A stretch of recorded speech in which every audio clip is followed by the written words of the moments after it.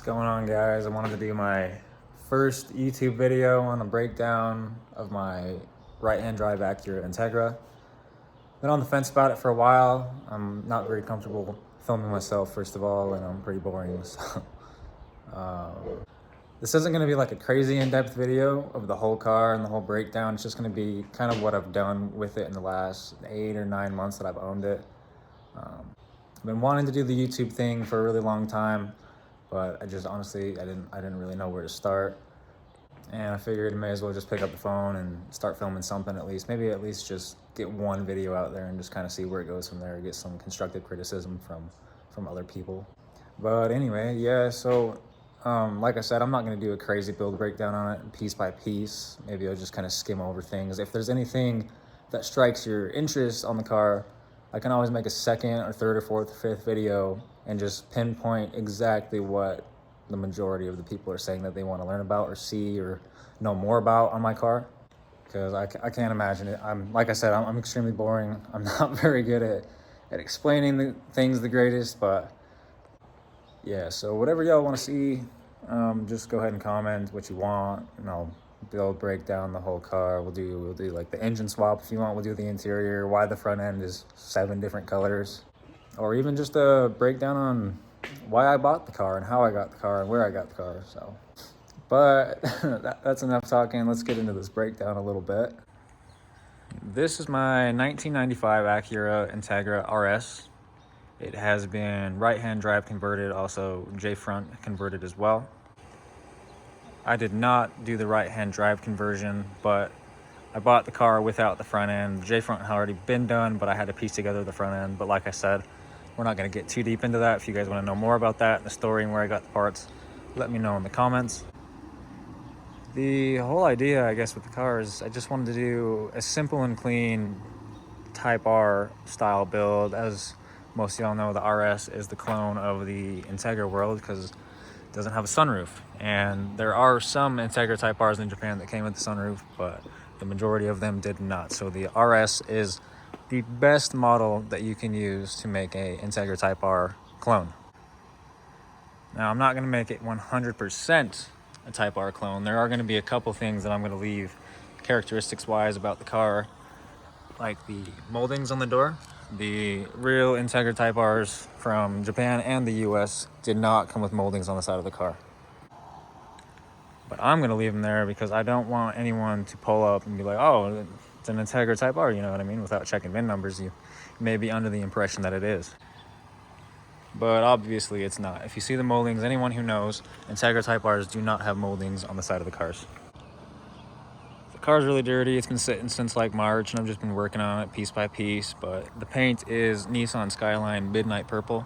I believe the code is the LP2 paint code, but I can't remember for sure. Ultimately, one of these days when the weather's a little bit better and I have more time, I'm going to further on the process of prepping this front end and painting the front end to match the rest of the body. And I've had a lot of people ask me like, oh, are you gonna repaint the whole car or just the front end, or are you gonna repaint the back at all? No, I'm not. It's not in the budget right now. I don't have unlimited funds to dump into this. I only have little bits off of selling my parts and obviously some of my work paychecks. I do dive into those a little bit too to help further on with my build. But aside from all that, I'm gonna start from the front and work my way back and explain a couple of things.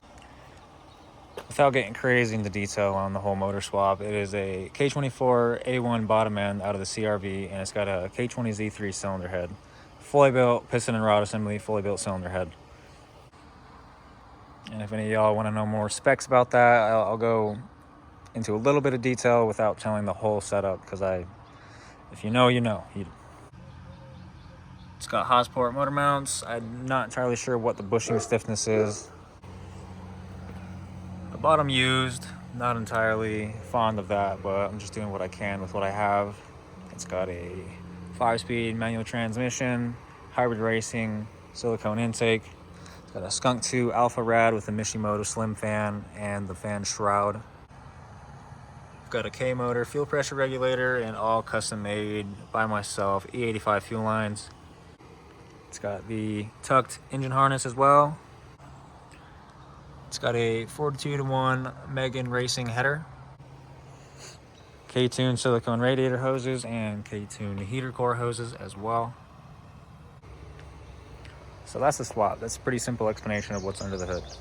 I also, before I threw the swap in here, repainted the whole engine bay, sanded it, prepped it, did the downstar shock tower extensions on both sides due to the upper control arm smashing into the old shock towers and destroying them. Start working my way around the back side of the car. It's on the 4x100 4-lug right now from the Integra LS. I actually got the 4-lug off of a donor car. It was my old Integra.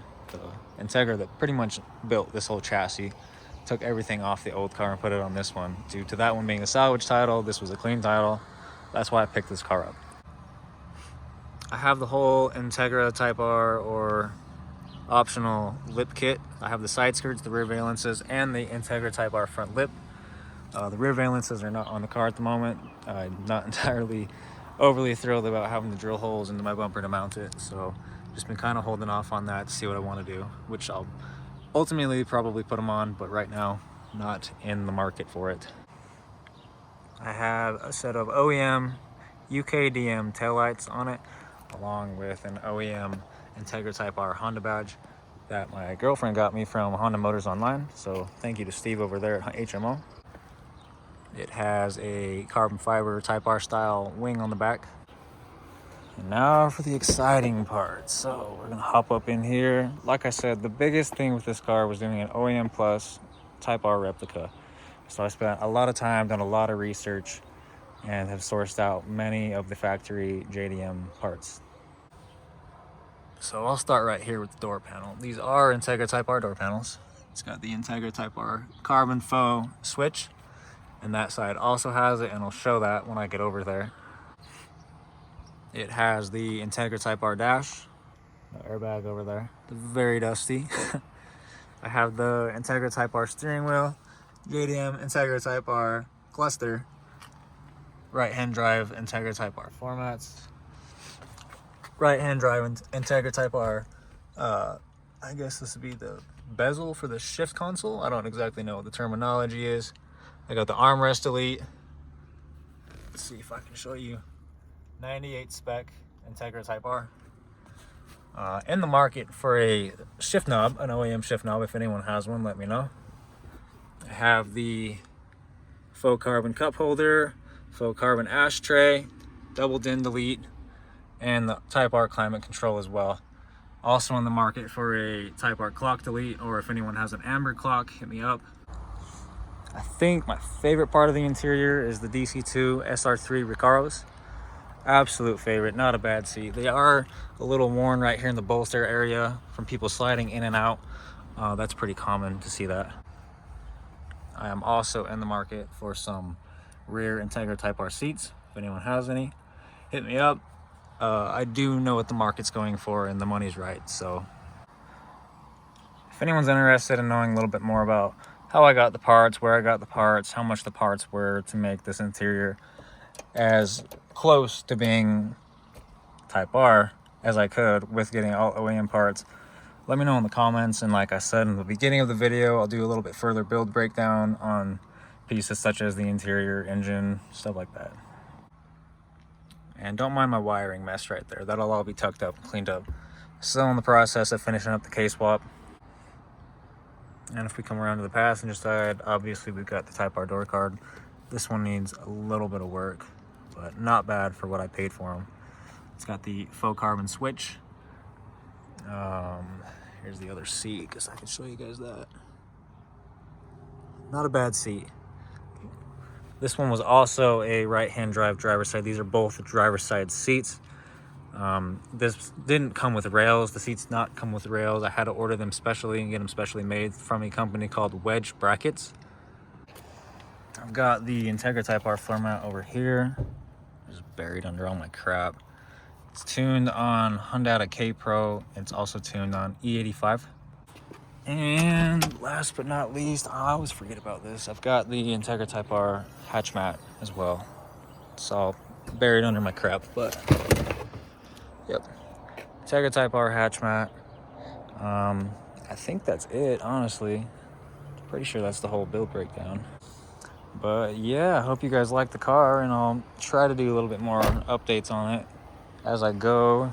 Hopefully this video gets a little bit of foot traffic just to kind of help me decide whether or not, I don't know, I need to just stick to it and just keep making content, even if it doesn't get 4 or 5 views. But yeah, I guess consistency is everything, and I'm going to try to stick to that.